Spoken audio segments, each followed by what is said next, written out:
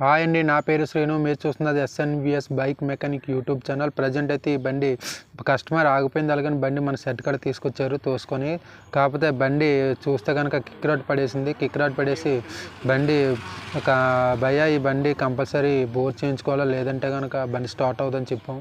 Customer అన్నారు అయితే చేసేయండి భయ్యా అన్నారు. అయితే ఈ బండి ఇంతకుముందు మనకి ఆల్రెడీ 2-3 సార్లు వచ్చింది.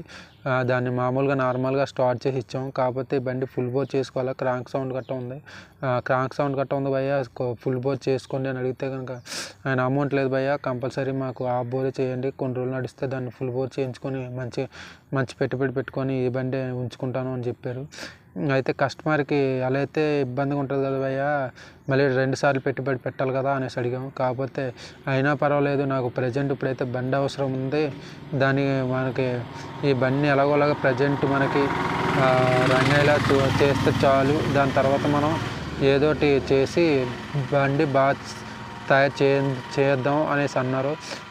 కస్టమర్కి అయితే మాత్రం హెడ్ బోరు ఇప్పేసి లేతింగ్ పంపించాను. కస్టమర్ లేతింగ్ చేయించుకొని రిటర్న్ వచ్చేటప్పుడు మనకి స్పేర్స్ కాడికి వెళ్తే నాకు ఫోన్ చేయండి భయ్యా, నేను వాళ్ళకి ఏమేమి కావాలో చెప్తాను, అవి పట్టుకొని వచ్చండి, మళ్ళీ బిగించేసి ఇస్తానని చెప్పాను. అయితే కస్టమర్ అలాగని కస్టమర్ పట్టుకెళ్ళడం జరిగింది. ఈ వీడియో నచ్చితే కనుక లైక్ చేయండి, షేర్ చేయండి, కామెంట్ చేయండి. Thank you.